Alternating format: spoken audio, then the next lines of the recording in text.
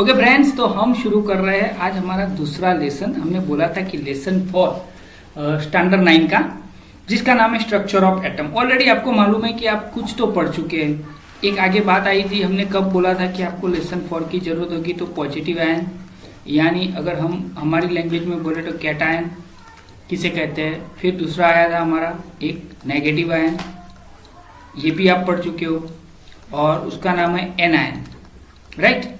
तो ये सब जब हम पढ़ा रहे थे तब आपको बोला था कि आपको लेसन 4 की जरूरत पड़ेगी।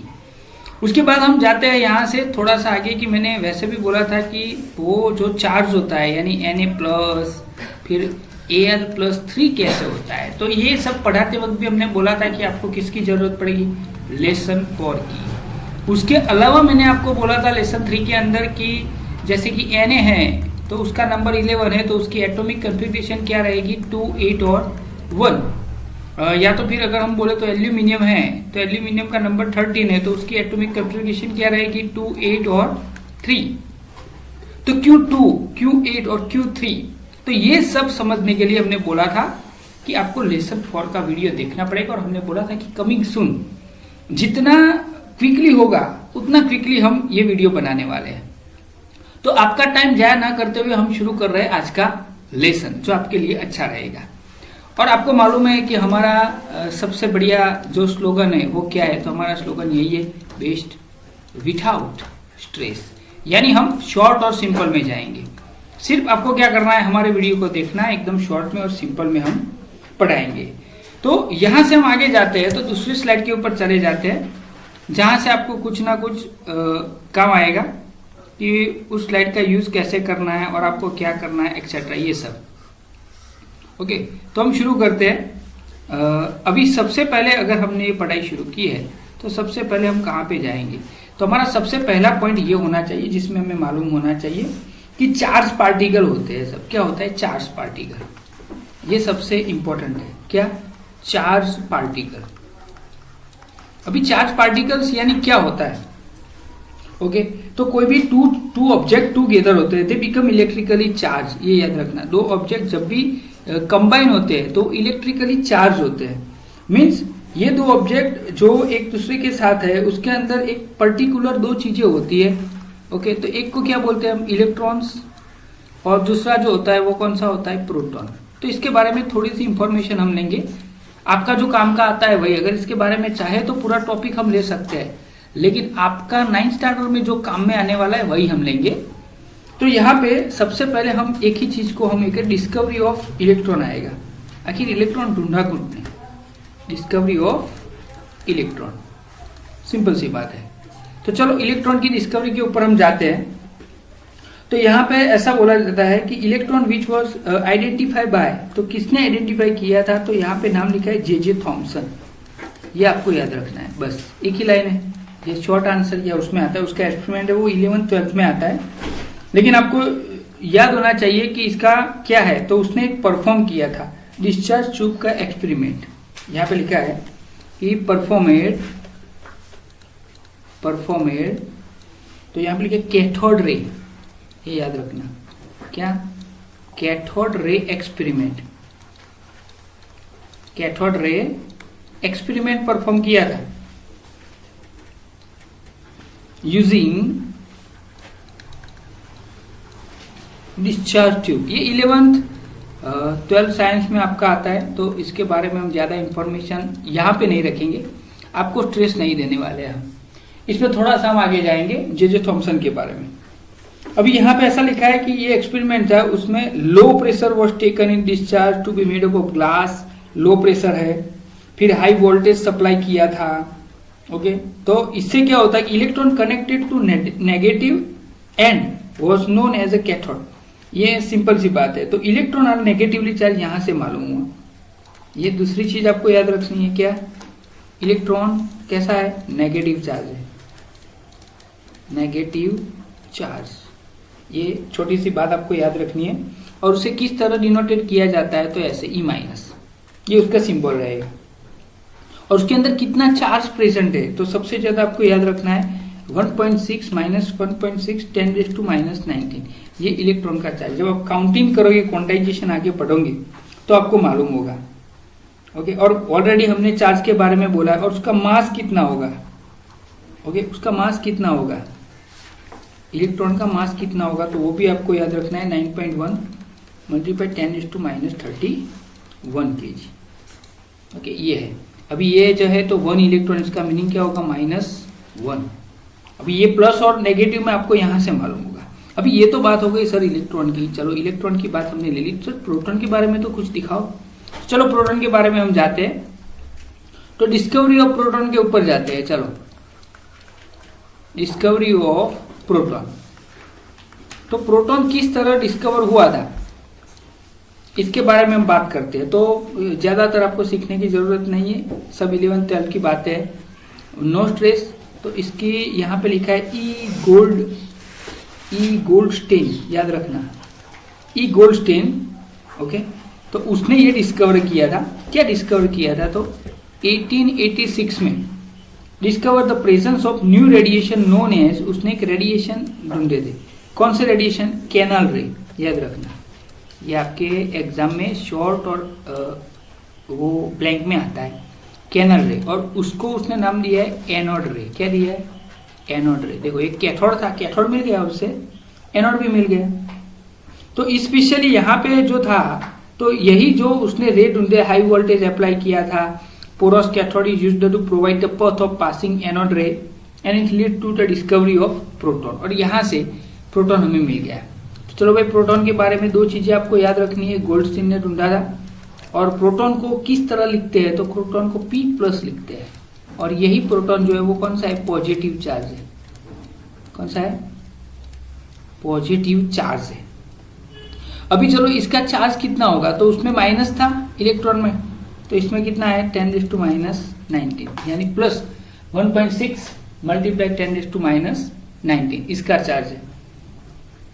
और यूनिट तो आपको मालूम है, पीछे सी आता है, तो सी का फुल फॉर्म आपको मालूम होना चाहिए, तो सी का फुल फॉर्म है कूलम। ये है इसका चार्ज। अभी मास, उसका मास कितना रहेगा, तो आई थिंक हम बोले तो मास ऑफ प्रोटॉन कितना है, तो 1.6 मल्टीप्लाई 10⁻27 kg, इतना मास है। और इसके बारे में आपको मालूम होना चाहिए कि मास ऑफ प्रोटॉन जो है, मास ऑफ प्रोटॉन जो है, ओके, अप्रोक्सीमेटली ये लाइन सबसे ज्यादा है 2000 times, how many, 2000 times as that of electron, as electron से इतना ज्यादा है डेट ऑफ इलेक्ट्रॉन। ये सबसे इंपॉर्टेंट लाइन होने वाली है, स्टैंडर्ड 9 में ज्यादातर बच्चे इसमें कंफ्यूजन हो जाते हैं। तो अभी हमारी बात यहां से, अगर आपको लिखने में दिक्कत होती है तो बाद में वीडियो देख के लिख देना, अभी सिर्फ आप सुनोगे एक बार तो आपको अच्छा लगेगा। तो हम आगे जाते हैं, आगे जाता है स्ट्रक्चर ऑफ एटम। हमारा जो लेसन है ना, उस लेसन की शुरुआत यहां से होती है। तो एटम के स्ट्रक्चर में हमने देख लिया कि चलो सर एक चीज कौन सी आती होगी, इलेक्ट्रॉन, एक चीज कौन सी आती है, प्रोटॉन। तो दोनों के बारे में हमने इंफॉर्मेशन ले ली। इलेक्ट्रॉन क्या है, नेगेटिव चार्ज है, और प्रोटॉन क्या है, पॉजिटिव चार्ज है। अभी इसी के बारे में हम स्ट्रक्चर ऑफ एटम के बारे में जाते हैं। तो सबसे पहले स्ट्रक्चर ऑफ एटम में अगर किसी का नाम लिया जाता है तो किसका नाम लिया जाए, Dalton, Dalton's atomic theory, Dalton's atomic theory के बारे में पढ़ेंगे सबसे पहले, डाल्टन्स एटॉमिक थियरी। अभी डाल्टन्स एटॉमिक थियरी के बारे में हम पढ़ते हैं तो डाल्टन ने हमें क्या थियरी दी थी एटम के बारे में, तो वो आपको सबसे ज्यादा इंपॉर्टेंट और सुनने वाली बात है कि डाल्टन ने जो एटॉमिक थियरी ली थी उसके अंदर उसने बोला कि जो एटम है वो क्या है, तो इनडिविजिबल है। क्या है, एटम वॉज इनडिविजिबल, फिर इनडिस्ट्रक्टिबल है। बस हमने पहले थर्ड लेसन की शुरुआत में भी आपको बोला था कि भाई ऐसा पार्ट जिससे ज्यादा हम डिवाइड नहीं कर सकते या तोड़ नहीं सकते, तो ये डाल्टन की थियरी थी। अभी जो इलेक्ट्रॉन और पार्टिकल यहां पे इनसाइड द एटम आए, देखो ये है ना, अभी इसके आगे क्या हुआ, तो नेक्स्ट क्या ढूंढा हमने, इलेक्ट्रॉन और क्या ढूंढा, प्रोटॉन। तो ये कहाँ थे, तो इनका प्लेसमेंट कहाँ था, इनसाइड द एटम, ये एटम के अंदर थे। सोचो, एटम के अंदर थे, एटम के अंदर थे, आपको याद रखना चाहिए। तो lead to the failure of this aspect, तो डाल्टन की इस थियरी को इस बात ने क्या किया, रॉन्ग किया। इसने क्या बोला कि स्मॉलेस्ट पार्ट इंडिविजिबल है, डाल्टन ने बोला इनडिस्ट्रक्टिबल है। अगर कोई चीज टूट नहीं सकती है तो सोचो उसके अंदर कोई होगा, ये कैसे पता चलेगा। यानी जब इलेक्ट्रॉन और प्रोटॉन को ढूंढा और वो कहाँ थे, इनसाइड द एटम, यानी एटम से भी छोटी चीज है कि नहीं। तो एटम से छोटी चीज कौन सी है, तो उसे समझने के लिए काफी सारे साइंटिस्टों ने इस चीज को समझने के लिए काफी सारे एक्सपेरिमेंट किए। तो उसमें से सबसे पहले जो एक्सपेरिमेंट आता है, तो वो एक्सपेरिमेंट हमें सीखना चाहिए कि सबसे पहले इसे अगर किसी ने समझा हो, ऐसा होता है ना, कभी कभी कुछ लोग शुरुआत करते हैं, भले रॉन्ग हो लेकिन शुरुआत करते हैं। तो ये 2 मार्क्स का क्वेश्चन आपका आता है, Thomson model of the atom, ये याद रखना। कितने मार्क्स का आता है, 2 मार्क्स का। और ज्यादातर बच्चे इसे समझने में वो दिक्कत होती है कि नहीं सर इसमें क्या लिखना है। तो देखो एकदम सिंपल है, आपको समझना है। मैंने बोला ना वैसे आपको बुक्स पढ़नी पड़ेगी, लेकिन यहाँ पे याद रखना थॉम्सन ने जो मॉडल दिया उसमें उसने वो बोलते हैं ना सिमिलर टू क्रिसमस पुडिंग, यहाँ पे लिखा है। उसने जो दिया वो कौन सा था, क्रिसमस पुडिंग। अगर आए किसके साथ कंपेयर किया है तो उसका जो मॉडल दिया ना वो किसके साथ था, क्रिसमस पुडिंग।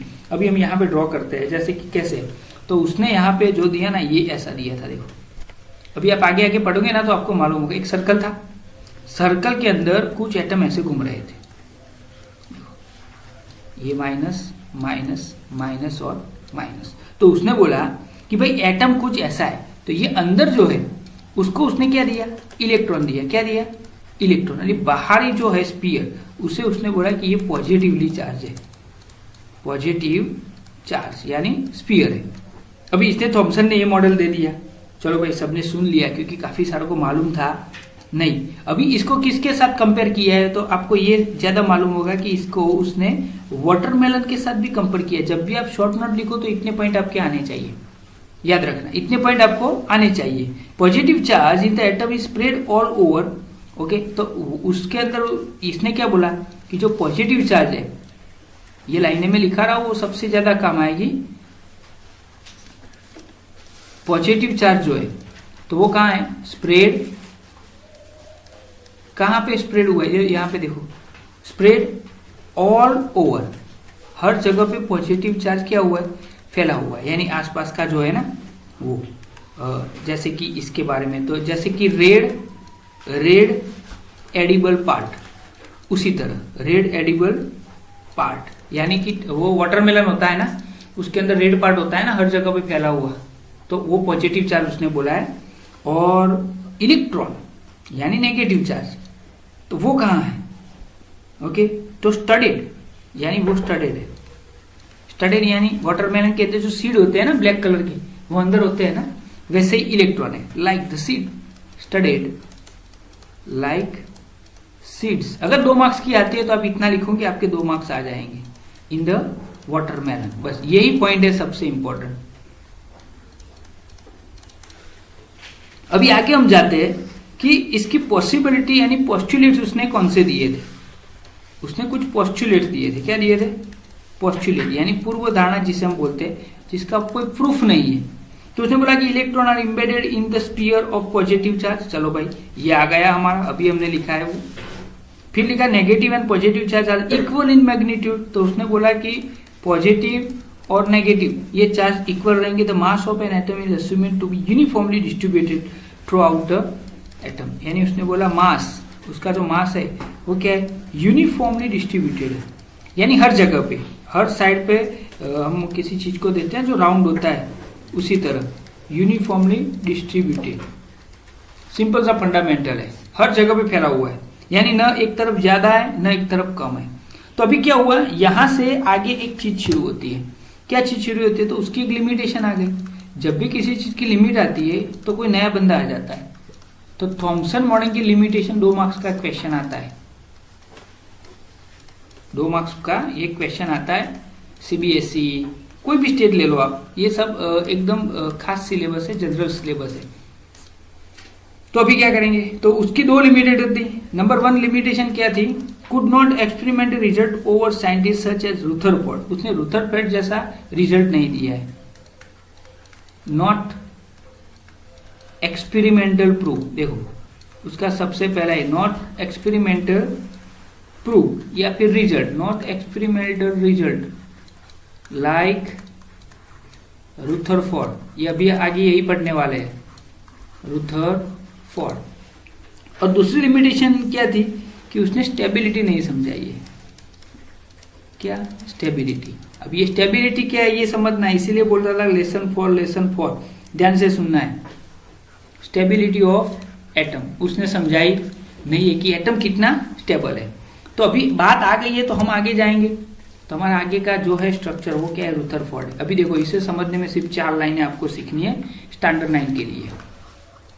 देखो रुथरफोर्ड्स मॉडल, सिर्फ 4 लाइनें और 2 मार्क्स का एक क्वेश्चन आता है, मॉडल ऑफ एन एटम, ये आपको समझ। अभी उसने क्या किया, इसकी लिमिटेशन थी, कोई स्टेबिलिटी आई नहीं थी, तो रुथरफोर्ड ने कुछ एक्सपेरिमेंट यहां पे किया था गोल्ड फॉइल लेकर।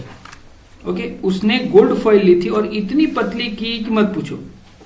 ओके, तो यहाँ पे gold foil was about 1000 atom thick, ये आपको यार, उसने एक गोल्ड फॉइल ली थी, क्या ली, गोल्ड फॉइल, और वो कितनी थिकनेस थी, तो 1000 एटम, 1000 एटम थिक हो गया। अभी उसने अल्फा पार्टिकल यहां पे वो क्या स्ट्राइक करवाए। सोचो अभी अल्फा पार्टिकल क्या है आपको समझना चाहिए, ये काफी सारे बच्चों को मालूम नहीं होता है कि अल्फा पार्टिकल है क्या। तो जो हीलियम होता है हमारा हीलियम, वो हीलियम क्या करेगा, 2 इलेक्ट्रॉन दे देगा, यानी हीलियम +2 जिसे हम बोलते हैं हीलियम +2, तो वो क्या बनता है, अल्फा पार्टिकल होता है। क्लियर। अभी ये सबसे पॉइंट कुछ टीचर समझाते नहीं इसलिए मैंने समझाया यहाँ पे। अभी इसके अंदर आपको कुछ चीजें आती है, एक आता है, पहला क्वेश्चन आता है ऑब्जर्वेशन, उसने क्या क्या ऑब्जर्व किया अपने एक्सपेरिमेंट में, हो गया। फिर दूसरा उसका क्वेश्चन क्या आता है यहां पे लिख देते, एक आता है कंक्लूजन, उसने क्या क्या कंक्लूजन किया इस पूरे एक्सपेरिमेंट में। देखो तो समझने में एकदम आसानी रहेगी आपका, यहां से आपका लेसन ऑलरेडी स्टार्ट ही होता है अगर हम समझे तो, क्योंकि इसके बाद नील्स बोहर आपको समझना है, और नील्स बोहर को समझ गए तो सोच लो कि आपका जो वो है वो क्लियर। जैसे कि देखो यहाँ पे उसने क्या किया, हम एक ही एटम ड्रॉ करेंगे यहाँ पे फॉइल का, आपका भले ही कितना भी आता हो, ये गोल्ड फॉइल है, हो गया, एक ही ड्रॉ करना है हमें, उसके अंदर ये न्यूक्लियस है। ओके, अभी किसी को मालूम नहीं कि न्यूक्लियस होता है, लेकिन उसने क्या किया, यहां से अल्फा पार्टिकल सारे डाले, क्या डाले, अल्फा पार्टिकल, देखो यहां से डाले उसने, मैं ये ऐसे दिखाता हूं, ये रहा। अभी अल्फा पार्टिकल जितने डाले आपको समझना चाहिए, मैं समझाता हूं, कभी किसी को मालूम नहीं होगा, कोई टीचर ये समझाता नहीं, लेकिन ध्यान से देखना।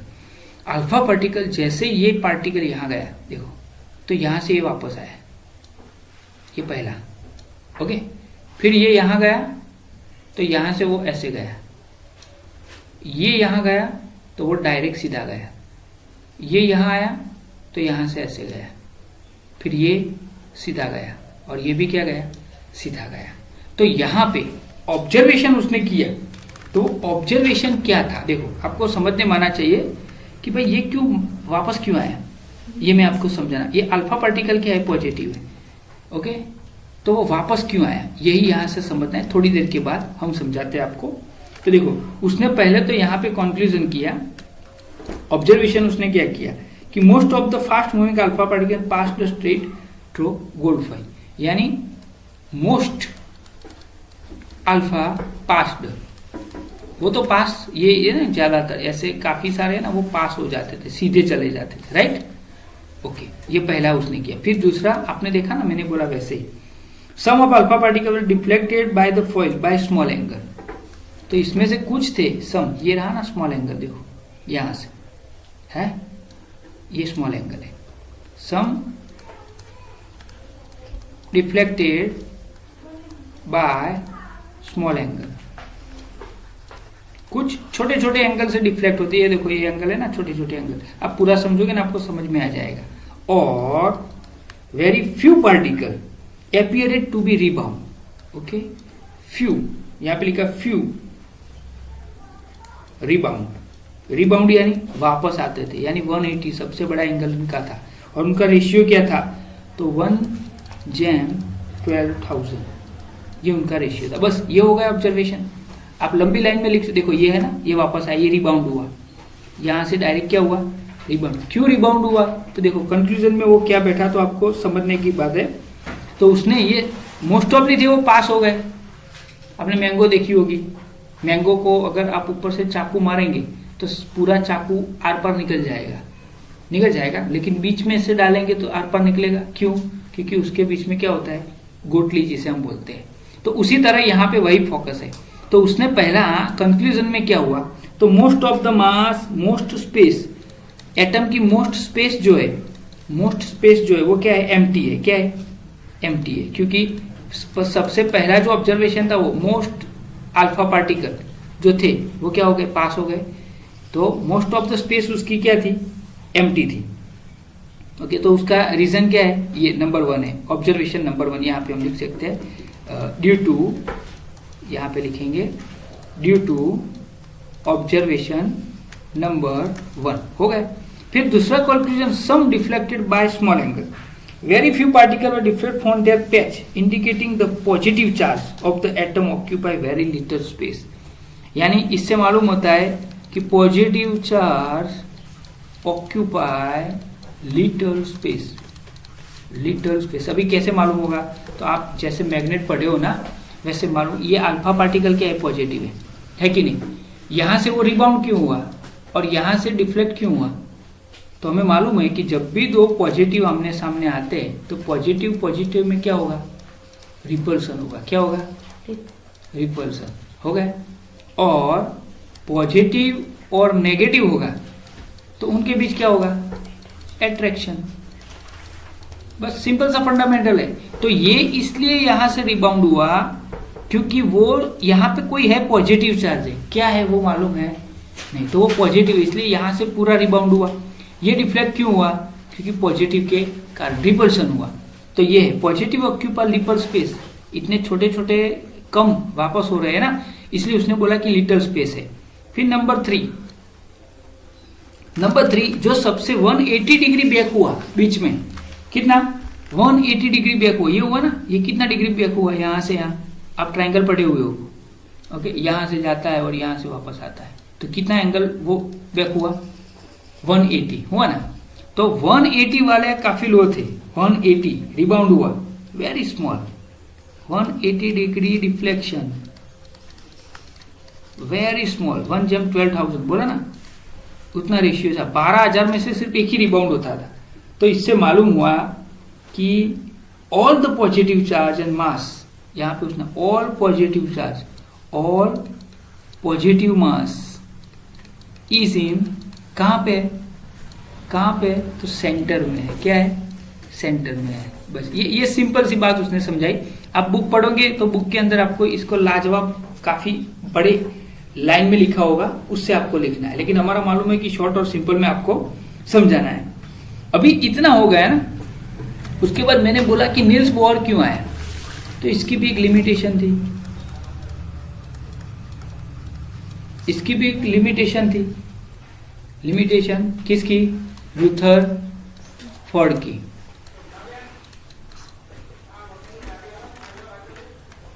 रुथरफोर्ड, इसकी भी एक लिमिटेशन थी। अभी उस लिमिटेशन को हम समझते। There are positively charge highly dense centre in the atom, उसने जो मॉडल दिया उसमें से, उसे रुथरफोर्ड ने पहले से ही हमें बोला हुआ था कि उसको क्या बोलते हैं, न्यूक्लियस। क्या कहते हैं, न्यूक्लियस। उसने कंक्लूजन में न्यूक्लियस बोला था। अभी दूसरी बात उसने क्या बोली कि electron revolve around the nucleus in circular path. दूसरा उसने कंक्लूजन दिया, इलेक्ट्रॉन रिवॉल्व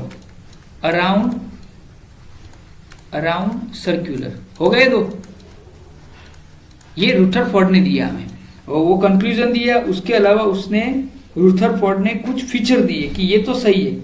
नंबर 2 न्यूक्लियस की साइज उसने दे दी, साइज ऑफ न्यूक्लियस, ये भी आता है 2 मार्क्स में। साइज ऑफ न्यूक्लियस उसने दे दी 10⁻⁻15 m, इतनी साइज दी, very small compare to size of atom, atom से भी कम है। ओके, एटम से भी कम है। एटम की साइज कितनी है? तो एटम की साइज हमें दे दी 10⁻10 है, तो इससे भी कम है ये। अब इससे थोड़ा हम आगे जाते हैं कि उसने इतना सारा कुछ दिया तो लिमिटेशन क्या थी उसकी। तो उसकी लिमिटेशन एकदम शॉर्ट और सिंपल में मैं आपको समझाना चाहता हूँ। दो ही लिमिटेशन थी जो आपको समझनी चाहिए, इससे ज्यादा नहीं है। कि to remain in circular the electron would need to undergo acceleration, उसे एक्सीलरेशन चाहिए, therefore it would radiate energy, thus the revolving electron would lose energy and finally falls into nucleus. If this were so, the atom should be highly unstable. यानी यहाँ पे उसने जो revolving के बारे में बात की कि अगर इलेक्ट्रॉन रिवॉल्व हो रहा है, गोल गोल घूम रहा है, तो एटम क्या है? अनस्टेबल है। अनस्टेबल यानी एटम स्टेबल है नहीं, therefore matter would not exist, और अनस्टेबल है तो मैटर एग्जिट नहीं करता, मैटर नॉट एग्जिट, वो एग्जिट नहीं करेगा। तो अभी क्या करेंगे? But we know matter exit, it means that atom are quite stable. तो उसने जो रिवॉल्व का बात की और इसकी बात की, तो इससे मालूम है कि भाई मैटर तो हम दिखते हैं, हर कोई दिखते हैं कि नहीं, यानी इससे मालूम है कि स्टेबल तो है। स्टेबल है तो उसकी ये बात है ना, वो थोड़ी लिमिटेशन है, फिर समझाने में वो इतना हुआ नहीं है। तो एक ये पहली लिमिटेशन थी। फिर कुड नॉट एक्सप्लेन, ये सबसे बढ़िया थी, ये आपको याद रखना है। नॉट एक्सप्लेन, उसने क्या एक्सप्लेन नहीं किया है खबर है? उसने एक्सप्लेन नहीं किया है डिस्ट्रीब्यूशन ऑफ इलेक्ट्रॉन भाई इलेक्ट्रॉन कहां पे कितने हैं, तो ये बात उसने एक्सप्लेन नहीं की। ओके, स्टेबिलिटी तो ठीक बात है, चलो, लेकिन ये गलती उससे बहुत बड़ी हो गई। और इस गलती को सुधारने के लिए एक और साइंटिस्ट आता है, और जो आपको सबसे ज्यादा इंपॉर्टेंट है और 2 मार्क्स में इसका आता है, और सबसे मेरा फेवरेट, आज तक कोई बच्चा ऐसा है नहीं कि ये उसे मालूम ना हो, तो उसका नाम है बोहर। और बोहर ने एक मॉडल दे दिया, बोहर ने एक मॉडल ऑफ एटम दे दिया, और ये 100% सही, आज तक इसे कोई उखाड़ नहीं पाया है। तो ये सबसे बढ़िया है इन सबसे आगे। अभी बोहर ने जो मॉडल दिया, तो उस मॉडल को हम शॉर्ट और सिंपल में आपको समझाते हैं। पहली बात, एक सेंटर में क्या होता है, ये रहा, तो चलो भाई हम सेंटर देते हैं, तो इसे हम बोलेंगे, क्या बोलेंगे? न्यूक्लियस। क्या बोलेंगे? न्यूक्लियस। हो गया पहला, न्यूक्लियस। अभी इसके आसपास भी कुछ चीजें हैं। चलो भाई, नील्स बोहर ने दिया कि चलो भाई आसपास ये जो चीजें हैं उसे हम बोलेंगे ऑर्बिट। क्या बोलेंगे? थोड़ा राउंड में दिक्कत होगी, ओके, लेकिन हम ट्राई करेंगे कि अच्छा है। हो गया, तो ये सब ऑर्बिट है, और उस ऑर्बिट के उसने कुछ नाम दे दिए। ओके, तो ये पहला जो ऑर्बिट है उसका नाम क्या दिया? के, एल, एम और एन, ऐसे नाम उसने दे दिए, के, एल, एम, एन। अभी इसे बोलते हैं एनर्जी सेल। यहां पे हम लिखेंगे इसे क्या बोलते हैं? एनर्जी शेल बोलते हैं। ये आपको सबसे ज्यादा याद रखना है। तो नील्स बोहर ने एनर्जी सेल दे दिए, उसने बोला कि भाई न्यूक्लियस है, ओके, तो उसने ये एनर्जी सेल दे दिए। पहले का नाम दिया के, याद रखना, दूसरे का नाम दिया एल, तीसरे का नाम दिया एम, चौथे का नाम दिया एन, और पांचवा का आप जो भी नाम देना वो दे सकते हो। लेकिन यहां तक इसलिए ढूंढा है क्योंकि उस वक्त इतने सारे एटम नहीं थे, लेकिन आ सकता है, तो नील्स बोहर ने ये ढूंढ लिया। ओके, उसके बाद छोटी सी इंफॉर्मेशन आपको बीच में एक ही पॉइंट आता है, जो पॉइंट आपकी बुक में इसीलिए सिखा रहा हूं कि न्यूटन किसने डिस्कवर किया था। ओके, न्यूटन का इतना सारा खेल नहीं है आपके 9th में, लेकिन न्यूटन की डिस्कवरी की थी जे चैडविक ने। ये आपको याद रखना है, सिर्फ 1 मार्क्स में आता है। कैसे किया, क्या किया, ये सब नहीं आता है। इन 1932 में किया था। बीच में से ये आपको सिखा रहा हूं इसलिए। अभी इसने ये दे दिया। ओके, तो अभी नील्स बोहर का मॉडल जब भी आप आए तो उसने जो यहाँ पे प्रॉब्लम था, क्या प्रॉब्लम था रुथरफोर्ड का? डिस्ट्रीब्यूशन, ये सबसे इंपॉर्टेंट, डिस्ट्रीब्यूशन ऑफ इलेक्ट्रॉन, वो उसने सिखा दिया। डिस्ट्रीब्यूशन ऑफ इलेक्ट्रॉन उसने सिखा दिया, और डिस्ट्रीब्यूशन ऑफ इलेक्ट्रॉन पे उसने एक फॉर्मूला दे दिया। क्या फॉर्मूला दिया? तो ये सबसे ज्यादा आपको क्वेश्चन में लिखना है, 2n²। और n क्या है? तो n क्या है? Number of orbit. बस यही है आपका फोर्थ लेसन का मेन हार्ट। तो 2n², तो भाई पहले ऑर्बिट में कितने इलेक्ट्रॉन होंगे, तो 2 और ये 1 है, तो 1 का स्क्वायर कर दो, तो कितने आए, 2 इलेक्ट्रॉन आए। दूसरे ऑर्बिट में कितने इलेक्ट्रॉन होंगे सोचो, तो 2n इज इक्वल टू क्या है, नंबर ऑफ ऑर्बिट, तो नंबर ऑफ ऑर्बिट कौन सा है, 2 है, तो 2 का स्क्वायर कर दो, 2 का स्क्वायर 4 2 जा 8। चलो तीसरे में कितने हैं, तो यहाँ पे आएगा 3 का स्क्वायर कर दो, 3 3 जा 9 9 2 जा 18। चलो 4 में कितने हैं, तो 4 का स्क्वायर कर दो, 16 2 जा 32। चलो अभी 5 भी ले लेते हैं, तो 2 और ये रहा 5, तो ये है इलेक्ट्रॉन, ये फिक्स रहता है, यानी कितने हुए 50। यानी ऑर्बिट का पूरा, पहले ऑर्बिट में कितने होंगे 2, दूसरे में 8 18 और 32 और 50, ये सब है लास्ट ऑर्बिट में, तो वो अपना ऑक्टेट कंप्लीट करता है, समझ लेना ये। और अब तक इसे कोई उखाड़ नहीं पाया है। तो अभी ये पॉइंट यहां से कैसे आता है मैं आपको समझा लूं कि इस पॉइंट के ऊपर से आपके काफी सारे एग्जाम्पल आते हैं। जैसे कि हमने बोला कि नील्स बोहर भाई ने हमें दे दिया 2 8 18 32 और 50 हो गया, यानी कौन सा फॉर्मूला उसने दिया 2n²। और यहां से कॉन्सेप्ट आपको समझना है, बस वैलेंसी और वो सब हमने आगे के लेसन में ले लिया है। तो यहां से आपको, जैसे कि हम एल्यूमिनियम ले लेते हैं, चलो भाई ये रहा एल्यूमिनियम, तो एल्यूमिनियम का नंबर कौन सा है, तो 13 है। ओके, तो वो क्या करेगा ये आपको समझना है। तो एल्यूमिनियम का नंबर 13 है, तो एटॉमिक कॉन्फ़िगरेशन कैसे बनती है, तो पहले में 2 जाएंगे, दूसरे में 8 जाएगा और तीसरे में कितने जाएंगे 3 जाएंगे। अभी इसका स्ट्रक्चर आपको ड्रॉ करना है, तो बस कुछ नहीं करना है, ये लिखा, उसके बाद आपको उसको 3 राउंड बताने हैं। 1 ये एग्जाम में आता है इसलिए, ये 2 और ये लास्ट थर्ड ऑर्बिट, क्योंकि इसके अंदर थर्ड ऑर्बिट ही है। हो गया, तो देखो पहले में कितने आएंगे 1 और 2, दूसरे में कितने आएंगे 1 2 3 4 5 6 7 और 8, और तीसरे में कितने आएंगे 1 2 और 3। बस इसी तरह आपके स्ट्रक्चर आते हैं। आप किसी का भी स्ट्रक्चर इस तरह ड्रॉ कर सकते हो, आपके जितने स्ट्रक्चर आते हैं उसमें से कोई भी स्ट्रक्चर आप ड्रॉ कर सकते हो, और इसी तरह आपको जाना है।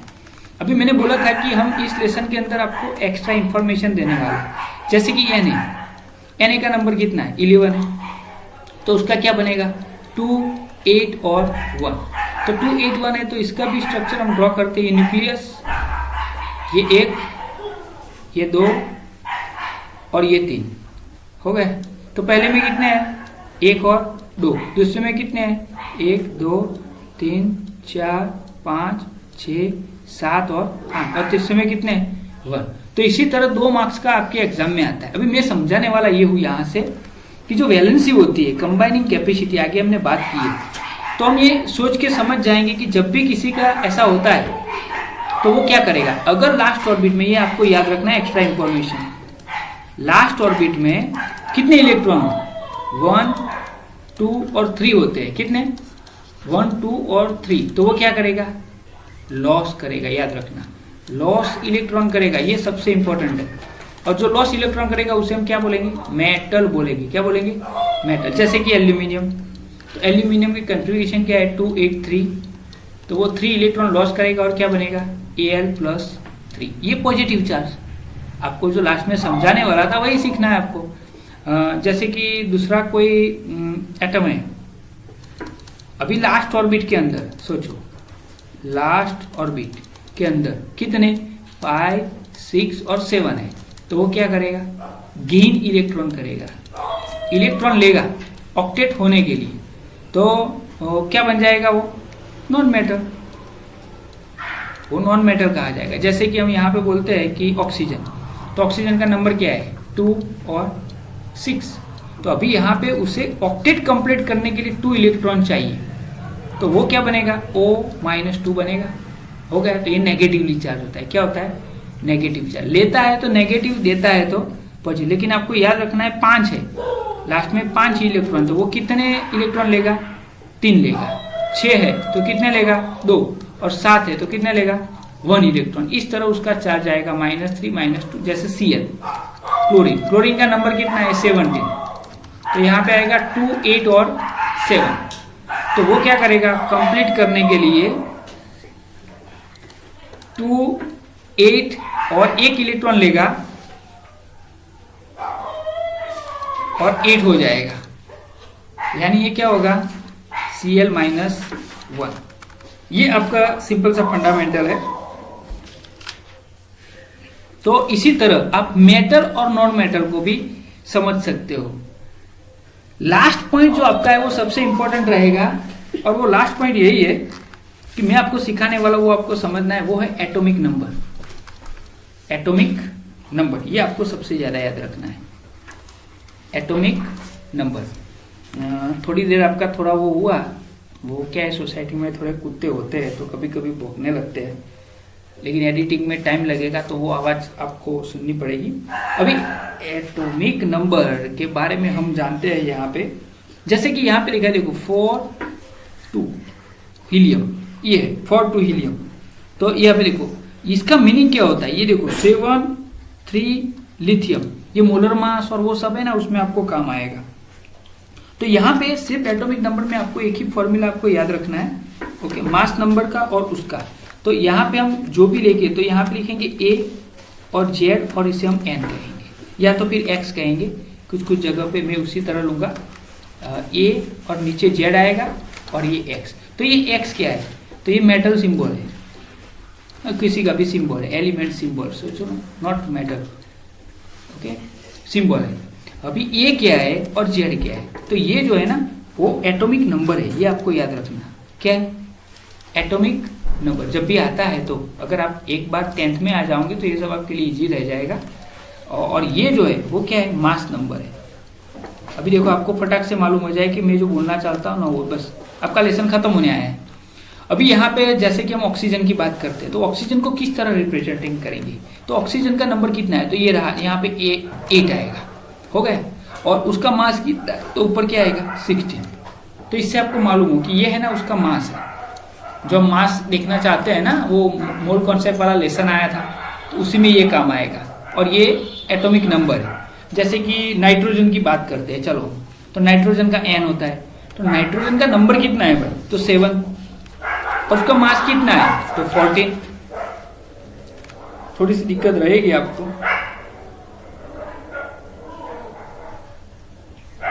अभी यहां से आगे जाते हैं थोड़ा सा कि किस तरह काम करते हैं, तो इसके ऊपर जाते हैं। तो आगे बस थोड़ा सा बाकी है यहाँ से कि ये हो गया हमारा एटॉमिक नंबर। और दूसरी 2 डेफिनेशन आपके काम की आती है, वो डेफिनेशन आप इसके ऊपर से सीख सकते हो अगर एग्जाम में आती है तो, बाकी कोई जरूरत नहीं है। एक आता है आइसोटॉप। क्या आता है, आइसोटॉप्स आता है।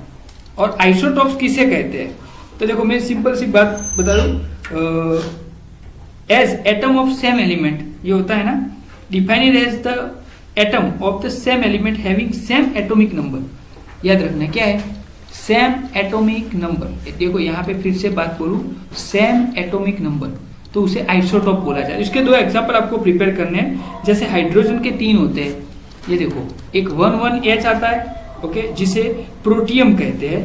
फिर एक आएगा 2 और 1H, ये भी हाइड्रोजन का है, जिसे ड्यूटेरियम कहते हैं। और एक आएगा 3 और 1H, जिसे हम कहते हैं ट्रिटियम। ये याद रखना, ओके, ये 3 है।